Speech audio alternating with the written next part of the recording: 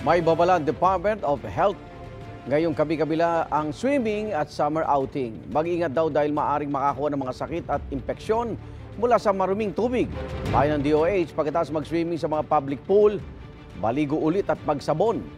Sa mga inflatable pool naman, sabi ng mga eksperto, iwasan ng pagsasama-sama ng magkakaibang pamilya para maiwasan ang pagkalat ng mikrobyo.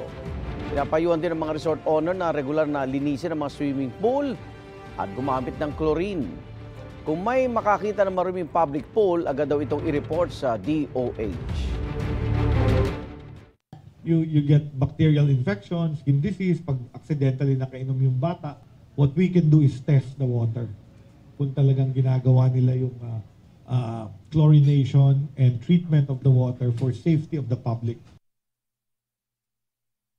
Igan, mauna ka sa mga balita. Mag-subscribe sa GMA Integrated News sa YouTube. Sa mga kapuso abroad, subaybayan nyo kami sa GMA Pinoy TV at sa www.gmanews.tv.